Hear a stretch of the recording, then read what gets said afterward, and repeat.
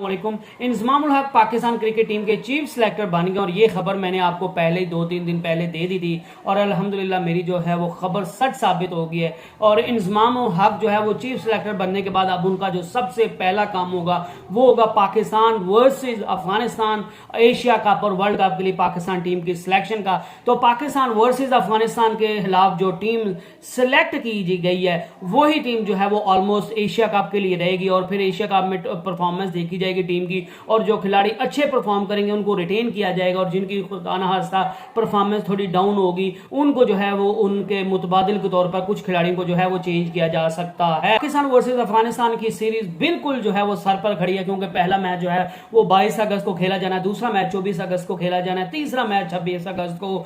जो है वो कोलंबो में खेला जाना है। पहले 2 मैच हम्बनटोटा में खेले जाएंगे श्रीलंका में और तीसरा मैच श्रीलंका के शहर कोलंबो में खेला जाएगा। तो इस तरह 10 से 12 दिन जो है वो इस सीरीज में रह गए हैं और अब जो है वो इंजमामुल हक ने चीफ सिलेक्टर का ओहदा संभाल लिया है और उन्होंने काम शुरू कर लिया और पाकिस्तान वर्सेस अफगानिस्तान के खिलाफ जो सीरीज है उसके लिए 18 रुकनी स्क्वाड जो फाइनलाइज कर लिया गया। पाकिस्तान वर्सेस अफगानिस्तान की सीरीज में कोई जो है वो खिलाड़ी उसको रिजर्व नहीं रखा जाएगा। हालांकि जो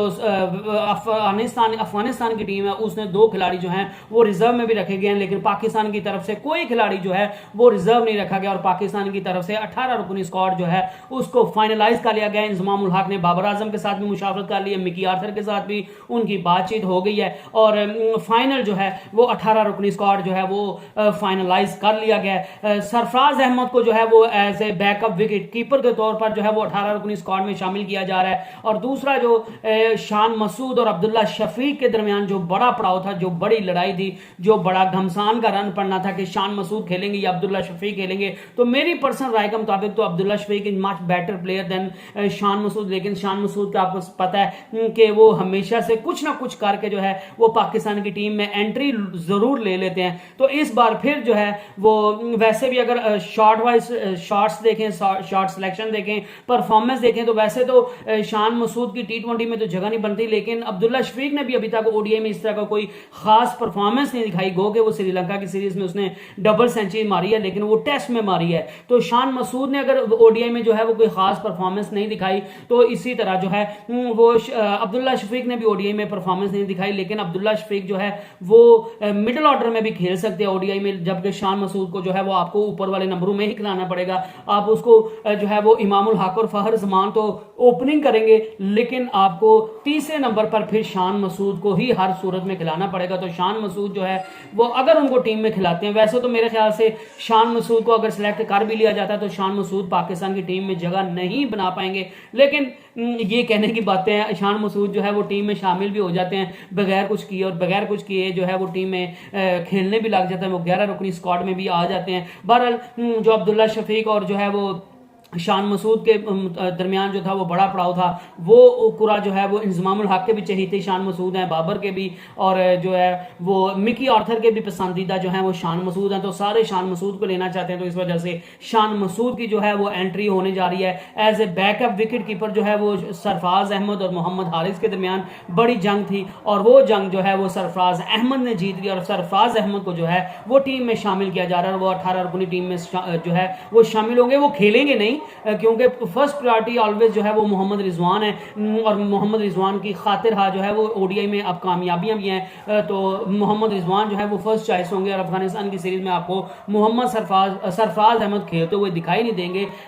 बस उनको जो है वो टीम में शामिल किया जा रहा है as a backup wicket keeper. और ये जो वर्ल्ड कप में जो है वो बाबर आजम की तरफ से ये भी जो है वो चीज सामने आई है कि एशिया कप और वर्ल्ड कप के लिए जो आपने बैकअप विकेट कीपर रखना है आप उसको रिजर्व में रखिए, आप उसको 15 रुकनी स्क्वाड में ना रखें। इसके अलावा तैयब ताहिर और सऊद शकील जो है वो उसमें से एक प्लेयर का पूरा निकलना था, तो वो मेरे ख्याल से तैयब ताहिर के हक में निकला है क्योंकि उसकी बड़ी वजह यह है कि सऊद शकील ने नो डाउट बहुत अच्छी परफॉर्मेंस दिखाई है, लेकिन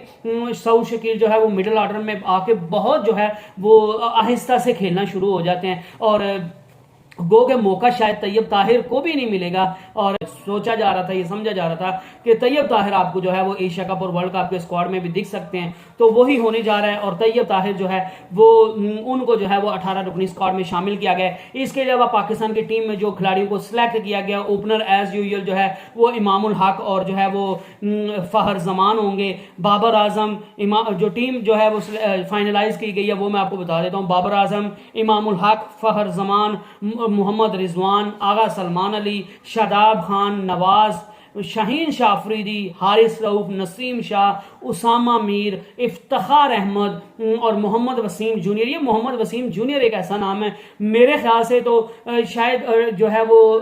ये भी इनकी भी समझ नहीं आती है, कुछ किए बगैर ही जो है वो टीम में भी शामिल हो जाती है। इनके पीछे भी लगता है कि सिफारिश बहुत बढ़िया, या ये जो है वो कोचेज की और बाबर आजम की और मिकी आर्थर की गुड बुक्स में है, तो इस वजह से जो है वो इनको टीम में दोबारा बार बार शामिल कर लिया जाता है। इसकी जगह पे मेरे ख्याल से जमान खान जो है वो मच बेटर ऑप्शन थी, क्योंकि जमान खान ने जिस तरह टी20 ब्लास्ट में और काउंटी क्रिकेट में जिस तरह का परफॉर्म किया है, उनने बैट्समैन को जो है वो तिगनी का नाच नचा दिया है। और उनका दी 100 के साथ भी जो है वो मुआहिदा हो गया। और पहले उससे पहले जो लाहौर कलंदर के खिलाफ खेले थे, तो उनने किसी भी बैट्समैन को खुद के खिलाफ जो है वो खुलकर खेलने की कोशिश नहीं की। वो स्लोवर रन्स बड़ी कमाल की डालते हैं, यूनिक उनका एक्शन है, यॉर्कर्स बड़े कमाल के मारते हैं, तो उनकी बॉल को जज करना जो है वो बहुत आसान होता है। और बहुत आसान सॉरी कह रहा हूं, उनकी बॉल को जज करना जो है उनके एक्शन की वजह से बहुत मुश्किल होता है। यही वजह कि मिलिंगा भी जो है वो इसी यूनिक एक्शन की वजह से जो थे वो बड़े लीथल साबित होते थे, और उनके यॉर्कर भी बड़े लीथल होते थे, और स्लो रन्स भी बड़े वो कमाल के मारते थे। और यही खूबी जो है वो जमान खान में है। और ऐसा प्लेयर जो है वो वर्ल्ड कप में जो है वो इंडिया में और एशिया कप में,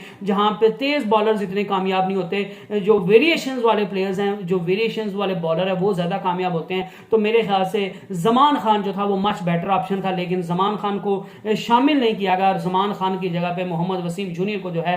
वो एज ए चौथा फास्ट बॉलर जो है वो खिलाया जाएगा। उसके अलावा जो है वो शान मसूद टीम में शामिल होंगे, सरफराज अहमद होंगे और एक जो है वो तैयब ताहिर होंगे। ये 17-18 रुकनी जो है वो स्क्वाड पाकिस्तान की तरफ से, पाकिस्तान की टीम की तरफ से, पाकिस्तान टीम की मैनेजमेंट की तरफ से, इंजमाउल हक की तरफ से, बाबर आजम और मिकी आर्थर की तरफ से जो है वो फाइनलाइज किया गया है। और अभी तक खत्मी शेड्यूल का ऐलान नहीं किया गया, क्योंकि यही जो है वो ऐलान किया गया था कि जो पाकिस्तान वर्सेज अफगानिस्तान और एशिया कप के लिए जो स्क्वाड का ऐलान करना है वो नई सिलेक्शन कमेटी करेगी और वो इंजमाउल हक करेंगे, और वो 12 अगस्त को जो है वो किया जाना है। लेकिन खिलाड़ियों के नाम फाइनलाइज कर लिए गए हैं, अदरवाइज जो है वो अभी इसका बाकायदा तौर पर जो है वो ऑफिशियल इसका ऐलान करना बाकी रह गया। अदरवाइज आपको यही खिलाड़ी जो है वो खेलते हुए दिखाई देंगे। तो मैं एक दफा दोबारा आपको बता देता हूं कि